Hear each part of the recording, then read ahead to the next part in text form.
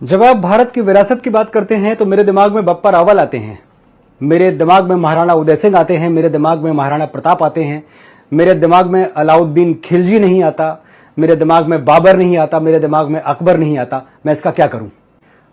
अमृत मंथन जब होगा अमीश, तो सिर्फ अमृत नहीं निकलेगा, थोड़ा सा विष भी निकलेगा। लेकिन हमें उस विष से घबराना नहीं चाहिए, हमें उसका सामना करना चाहिए। एक बार आंखें खोलने की जरूरत है, अपने इतिहास की तरफ देखने की जरूरत है कि जो हमारा अतीत है उसको कैसे अलग अलग टाइम पे, अलग अलग कालखंड में अलग अलग लोगों ने अपने फायदे के लिए ट्विस्ट एंड टर्न किया और कैसे हम उसका शिकार बनते गए। मुझे फिल्म बहुत पसंद है मुगले आजम, अच्छा ड्रामा है, अच्छी कहानी है, लेकिन जो दिखाया गया है उसका सच्चाई से कोई लेना देना दूर दूर तक नहीं है। हमारी प्रॉब्लम यह है कि उस जनरेशन से लेकर आज तक जो हमें पर्दे पे दिखा दिया गया, हमने इसको सच मान लिया। हमने कभी इतिहास के पन्ने पलटने की कोशिश नहीं की, हमने द ग्रेट मुगल मान लिया और यह नहीं सोचा कि जिसको हम द ग्रेट मुगल कह रहे हैं ये वही आदमी है जो आगरा के किले के सामने मीना बाजार लगवाता था और लड़कियां जाके पसंद करता था, अपने हरम में भेजता था। और फिर आप गलती करते हैं कि एक फिल्म बनाते हैं जिसका नाम है जोधा अकबर। मतलब जोधा अकबर आप उसे लव स्टोरी की तरह प्रेजेंट करते हैं कि ये बड़ी शाश्वत प्रेम कथा है जोधा अकबर। वो तीसरी पत्नी थी, अगर यहां भी बात रुक जाती तो हम मान लेते कि चलो अच्छी लव स्टोरी थी। तीसरी पत्नी के साथ अकबर ने जिंदगी भर शादी का पवित्र बंधन निभा दिया। जोधाबाई के बाद 9 शादियां की हैं। कुछ इतिहासकार ये भी मानते हैं कि तकरीबन 36 शादियां की थी अकबर ने। ये कौन सी मोहब्बत थी?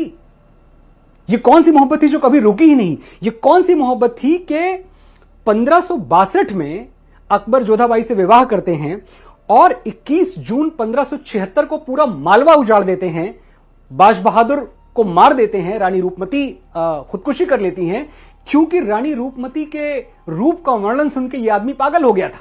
अकबर के बारे में यह सुनते रहते हैं कि भेष बदल के घूमते रहते थे। भेष बदल के घूमते थे, क्यों घूमते थे? भेष बदल के प्रजा का हालचाल जानने के लिए घूमते थे। यह तो झूठा इतिहास है जो हमें पिलाया गया है। सच यह है कि भेष बदल के हंटिंग ग्राउंड में घूमते थे, वो शिकार करने के लिए घूमते थे कि किसका शिकार करें। और ऐसा ही एक दिन था, इतिहासकारों ने लिखा है, जब अकबर रात के वक्त भेष बदल के घूम रहे थे और एक जगह नुक्कड़ नाटक चल रहा था। तो उस नुक्कड़ नाटक में जो कलाकार था वो रानी रूपमती की सुंदरता का वर्णन कर रहा था कि कैसे दुनिया में रानी रूपमती से ज्यादा सुंदर कोई और नहीं है। अकबर उस समूह में जो वो नाटक देख रहा था वहां खड़े हो गए और सुनते रहे बहुत देर तक, और उनके दिमाग में इस तरह रानी की खूबसूरती का नशा छाया कि उन्होंने अगले दिन अपनी फौजों को, जो उनके सौतेले भाई थे, जो उनकी दाई के पेट से पैदा हुए थे, सौतेला तो नहीं पर भाई मानते थे उनको आदेश दिया कि तुम जाओ और रानी रूपमती को उठा के लाओ। रानी रूपमती को लाने की, वो सती थी, रानी रूपमती थी, बाज बहादुर बहुत बहादुर थे। इन लोगों ने सरेंडर नहीं किया और अकबरी फौजों ने पूरा मालवा तहस नहस कर दिया।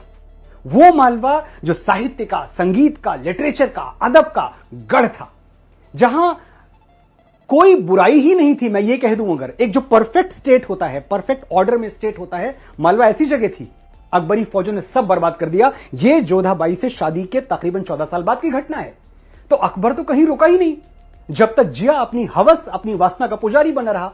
आप उसे मेरा हीरो ना बताएं, आपने आज तक बताया, मैंने आज तक मान लिया, अब मैं नहीं मानूंगा। अब मैं जाग चुका हूं और मेरे साथ करोड़ों हिंदुस्तानी जाग चुके हैं। जब हमें बताया जाता है कि हम इतने साल मुगलों के गुलाम रहे, अरे ये तो जो सिलेबस में पढ़ाया गया है वो झूठ है। हमें कभी यह क्यों नहीं पढ़ाया गया कि हमीर सिंह ने, महाराजा हमीर सिंह ने मोहम्मद बिन तुगलक को 6 महीने बंदी बना के रखा? ये चैप्टर में कहां है? कौन सी टेक्स्ट बुक में यह पाठ है?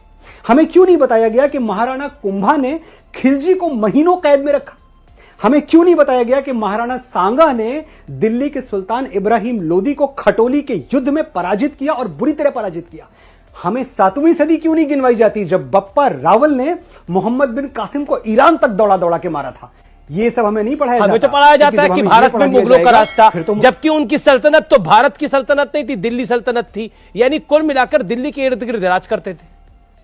अगर आप महाराष्ट्र की तरफ देखें तो छत्रपति शिवाजी महाराज का डंका बज रहा था, उनकी तलवारों के आगे किसी की मजाल नहीं थी आके खड़ा हो जाए। अगर आप साउथ की तरफ जाएं तो वहां की एम्पायर जो थी, जो वहां के राजा थे, वो बड़े मजबूत थे। राजस्थान कभी ये पूरी तरह ले ही नहीं पाए, गुजरात की तरफ ये पहुंचे ही नहीं। हम कहां की बात कर रहे हैं? क्या मजाक है ये? कौन सी सल्तनत और कौन सा मुगल साम्राज्य? जब हम एक वर्ड यूज करते हैं ना, the Mughal of music, the Mughal of this, the Mughal of business. पहली बात तो ये सोच बदल दीजिए, क्योंकि ये सिर्फ भगोड़े थे और ये बाद में लुटेरे थे। इनकी तीसरी कोई पहचान नहीं है। भगोड़े और लुटेरे, तीसरी पहचान जो दी है वो इस देश ने दी है और हमारी नपुंसकता ने दी है, क्योंकि हम चुपचाप सुन गए और सह गए।